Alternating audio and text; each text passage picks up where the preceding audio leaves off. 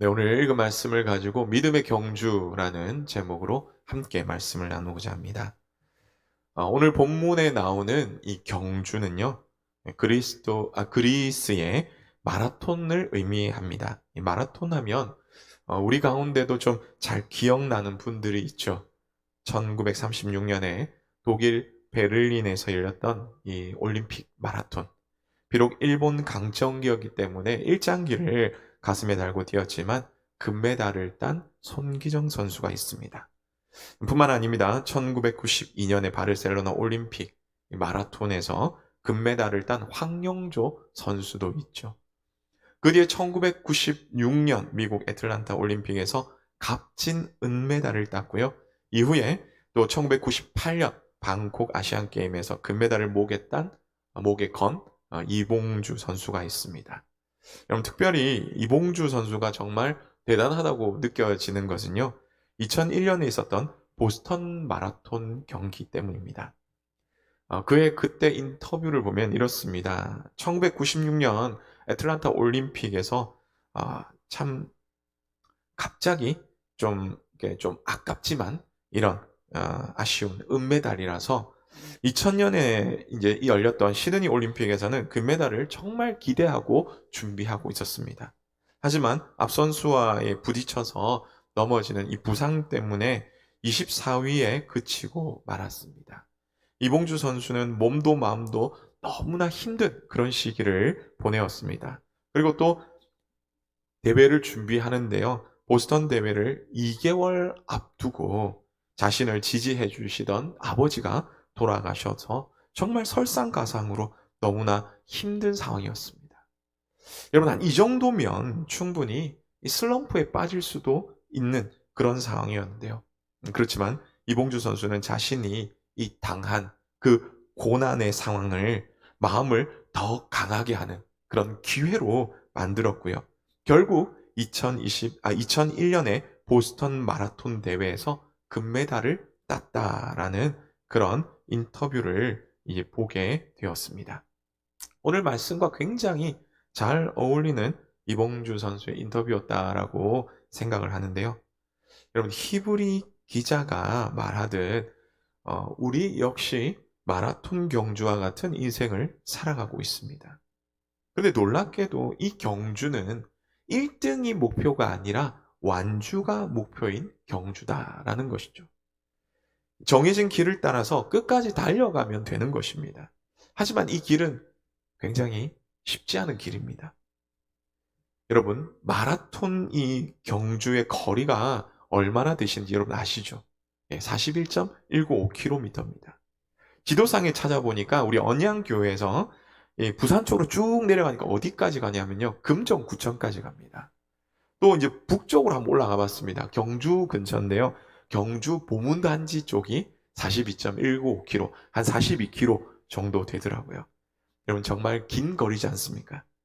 걸어가는 것도 쉽지 않은데 뛰어간다는 것은 정말 힘듭니다. 이봉주 선수와 같이 중간에 힘들고 어려운 일도 분명히 생길 수도 있습니다.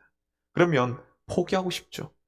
하지만 그렇게 어려운 길임에도 불구하고 마라톤을 하는 선수라면 끝까지 달려야 하는 그런 길입니다. 우리의 믿음의 경주도 마찬가지입니다. 결코 쉬운 일은 아니죠. 그럼에도 우리는 완주를 해야 합니다. 왜입니까? 우리는 그 길을 달려가는 하나님 나라의 선수이기 때문이고요. 그리고 또 하나님께서 우리에게 그 끝에 우리를 위해서 좋은 것들을 예비하고 계시기 때문입니다. 그러므로 우리는 이 경주 왜 해야 되냐? 하기 싫어 죽겠다. 그냥 내 마음대로 하련다. 여러분, 그렇게 생각하는 것이 아니라 어떻게 하면 이 경주를 잘할 수 있을까 생각하며 어떻게 해야 할 것인가를 고민하며 그렇게 행하는 우리 모두이시기를 간절히 바랍니다. 그러면 오늘 이 말씀을 통해서 믿음의 경주에서 우리가 해야 할 것은 무엇일까요? 첫 번째입니다. 목표를 따라가야 합니다. 여러분, 모든 일에는 목표가 있습니다. 특별히 운동에는 그 목표가 뚜렷한데요. 무게를 얼만큼 들겠다. 그 다음에 거리를 얼만큼 달리겠다. 혹은 시간을 얼마나 줄이거나 혹은 느리겠다. 이런 것들, 이런 목표들이 정말 뚜렷하지 않습니까? 그래서 히브리 기자는 분명히 제시합니다. 12장 2절의 말씀을 우리 같이 함께 읽겠습니다. 시작. 믿음의 주여 또 온전하게 하시는 이인 예수를 바라보자. 그는 그 앞에 있는 기쁨을 위하여 십자가를 참으사 부끄러움을 개의치 아니하시더니 하나님 보좌 우편에 앉으셨느니라. 아멘. 믿음의 주요 또 온전케 하시는 이 예수를 바라보자라고 말씀합니다. 그럼 목표가 누구입니까? 바로 예수님이죠. 예수님입니다. 그 예수님을 어떻게 해야 된다고 해야 될까요? 어떻게 해야 된다고 하고 있나요? 바라봐야 한다고 말합니다. 바라보자, 바라보다. 여기서 이 히브리 단어의 원뜻을 보면요. 목표를 뚜렷하게 보는 겁니다. 다른 데 눈을 돌리지 않는 거죠. 계속해서 응시하는 것을 이야기를 합니다. 그래서 오늘 우리는 무엇에 목표를 두며 살아가고 있는가? 우리는 질문해 봐야 되죠. 히브리서 기자는 분명히 말합니다. 예수님이 목표다. 예수님이 목표다. 그래서 그 예수님을 한시라도 놓치지 말아라라고 분명히 말합니다. 그럼 왜 그런 말을 할까요? 우리가 그 목표를 쉽게 놓치기 때문입니다. 놓치게 되면 믿음의 경주가 제대로 되지 못하기 때문이죠. 그렇기 때문에 우리는 똑바로 똑똑하게 그 예수님을 바라봐야 합니다. 사랑하는 성도 여러분, 오늘 우리는 목표를 정확하게 바라보며 살아가고 있습니까? 여러분, 우리 자신 한번 돌아보기 원합니다. 교회 다니기에 많은 사람들이 저의 목표는 예수님입니다 라고 그렇게 하죠. 그럼 너무나 좋은 말들을 많이 합니다. 하지만 마태복음 25장에서 예수님은 분명히 말씀하십니다. 너희 가운데 양과 염소가 있다. 그것이 한 곳에 섞여 있다. 그 말이죠. 그러면 이것을 들은 사람들 말합니다. 아니, 그것은 세상에서 예수님을 믿는 사람과 또 믿지 않는 그런 사람들 아닙니까? 라고 하지만 예수님 당시에 사회는요, 이스라엘 자체가 하나님을 믿는 유대인들이었습니다. 그리고 염소로 비유된 그 왼편에 있는 사람의 이야기를 들어보십시오. 신앙인의 그 겉모습은 다 갖추었습니다. 그러나 예수님은 그들을 모른다라고 말씀합니다. 올바른 믿음의 목표인 예수님이 목표가 되지 않으면 겉모습만 예수님을 믿는 것처럼 보이지만 진짜는 예수님을 닮아가지 못하는 것입니다. 여러분 또 한번 질문해 볼까요? 여러분 다시 한번 질문해 봅시다. 여러분 우리의 목표는 정말 예수님이 맞습니까? 여러분 그렇게 하나님의 말씀대로 살아가는 사람이라고 자부했던 바리새인들을 한번 생각해 보십시오. 바리새인들을 향해서 누가복음 16장 14절에서 뭐라고 평가합니까? 스크린을 보면서 우리 함께 읽어볼까요? 시작. 바리새인들은 돈을 좋아하는 자들이라 이 모든 것을 듣고 비웃거늘. 여러분 얼마나 무서운 하나님의 평가입니까? 바리새인 하면요, 하나님의 말씀을 너무나 잘 알고 하나님의 말씀을 지켜야 한다고 말할 뿐만 아니라 자기들도 열심히 지킴으로 율법 이꼴 바리새인이라고 이렇게 연결된 정도로 대단한 사람들이었습니다. 하지만 그 내막은 달랐습니다. 그들의 목표는 부와 기득권이었습니다. 그래서 예수님께서 청결 사건을 일으키셨던 그런 모습들도 있었죠. 그뿐입니까? 수많은 사람들이 부와 명예와 권력과 쾌락을 추구하며 그렇게 살아가는데요. 여러분, 우리뿐만 아니라 우리 다음 세대는 또 어떨까요? 지난주 목요일에 수능이 있었는데 정말 우리 수험생들 참 고생 많았죠. 그 원하는 꿈들이 참 이루어지길 바랍니다. 그런데 그 다음 세대들이 무엇을 위해, 무엇 때문에 자신이 원하는 그 학교와 또 직장을 그렇게 추구할까요? 그곳을 선택함에 있어서 정말 하나님과 같이 논의하면서 그렇게 선택했을까요? 그 선택하는 과정이 정말 하나님을 위한 그런 과정이었을까요? 그런 선택이었을까요? 여러분, 설교를 준비하면서 이런 이야기를 읽었습니다. 곤충학자 장앙리 파브르가 이렇게 봤는데요. 벌레들, 특히 날벌레들을 관찰하면서 중요한 사실 하나를 발견했다고 합니다. 그것이 무엇인가 하니 날벌레들은요, 아무런 목적 없이 앞에 날고 있는 벌레를 따라 빙빙 돈다고 합니다. 어떤 방향이나 목적도 목적지도 없이 그냥 앞에 날고 있는 그 벌레를 따라서 날다 보니까 어떻습니까? 바로 밑에 진짜 맛있는 게 있어 이렇게 하면서 맛있는 걸 가져다 놔도 거들떠 보지도 않는다고 하죠. 그래서 그냥 계속 그렇게 돌다가 무려 아무런 목적 없이 한 일주일 동안 계속 돌다가 날벌레는 결국은 굶어서 죽는다라고 이 파브르가 그것을 발견했다라고 그렇게 이야기합니다. 여러분, 우리의 목표는 어디입니까? 누구입니까? 예수 그리스도. 그분이 장성한 분량입니다. 예수님을 바라보며 우리가 목표를 놓치지 않고 살아감으로 말미암아 믿음의 경주, 정말 이 경주를 잘 해나가시는 그런 우리 모두의 시기를 간절히 바랍니다. 다음으로 믿음의 경주에서 우리가 해야 될 것은 무엇입니까? 두 번째는 끝까지 달려가야 합니다. 앞서 말씀드렸듯이 목표가 정해졌다면, 예수 그리스도라는 그 목표가 정해졌다면 믿음의 경주는 끝까지 달려가는 것이 중요합니다. 그러면 이렇게 끝까지 달려가기 위해서 우리는 어떻게 해야 할까요? 방해하는 것들을 내버려야 합니다. 오늘 본문에서 방해하는 것들이 무엇이 있습니까? 두 가지가 있는데요. 하나는 무거운 것과 또 하나는 얼매이기 쉬운 죄입니다. 여러분, 무거운 것은 무엇을 의미합니까? 짐입니다. 짐, 방해물, 억누르는 것, 이런 것들을 말하죠. 또한 얼매이기 쉬운 죄는 함정을 막 파는 겁니다. 그래서 거기에 팍 빠져가지고 나오지 못하도록 하는 바로 그러한 것들을 얘기하죠. 성도님 여러분, 오늘 우리에게 억누른 것이 있다면 무엇이 있습니까? 함정과 같이 우리를 잡아 끌어당기는 것이 있다면 여러분 무엇이 있습니까? 금요기도를 통해서 시편을 우리가 살펴보고 있는데요. 이전에 살펴봤던 그런 시편 중에 시편 22편을 보면요. 다윗이 이렇게 부르짖고 있습니다. 1절과 2절인데요.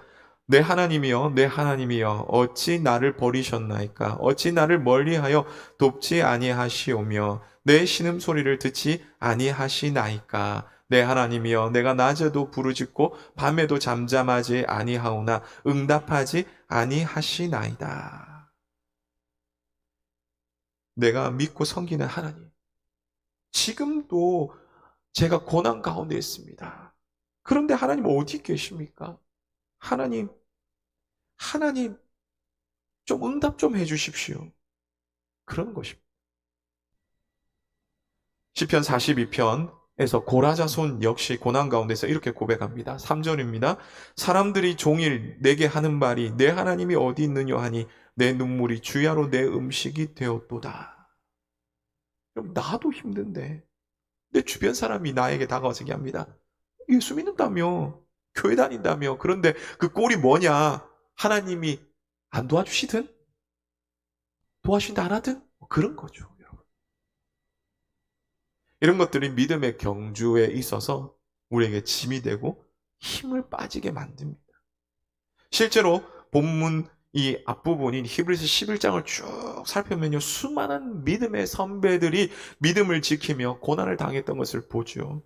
오늘 본문 36절에서 38절에 봐도 마찬가지입니다. 조롱을 당합니다. 채찍을 맞았습니다. 결박을 당했습니다. 돌에 맞았습니다. 심지어 톱에 켜서 죽임을 당했습니다. 칼에 죽임을 당했습니다. 양과 염소의 가죽을 입고 맹수들에게 찢김을 당하고 죽임을 당했습니다. 수많은 시험과 환난과 학대를 당했습니다. 그렇게 비참하게 죽임을 당했습니다.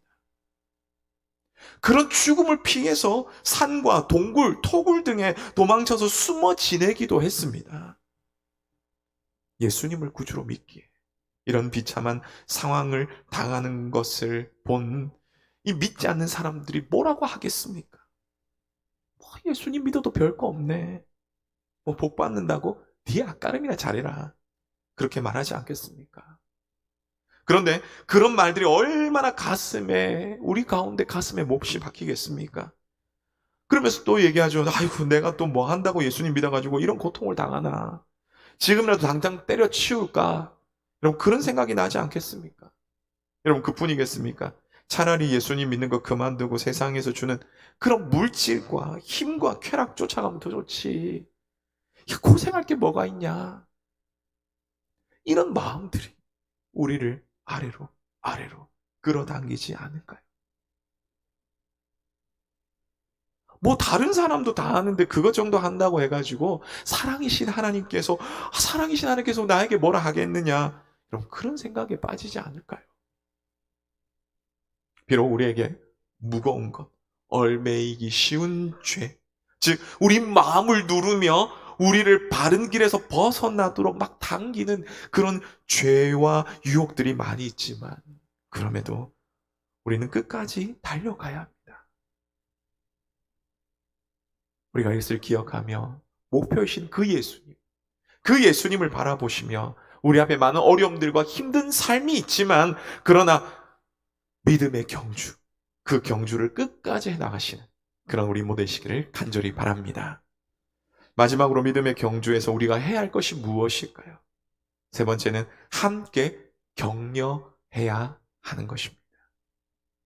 믿음의 경주는 다른 경주와 달리 특별한 점이 있는데요. 바로 함께 격려하는 것입니다. 보통 경주라면 등수를 나타내죠. 1등, 2등, 3등, 4등, 그리고 증정증 해가지고 꼴찌.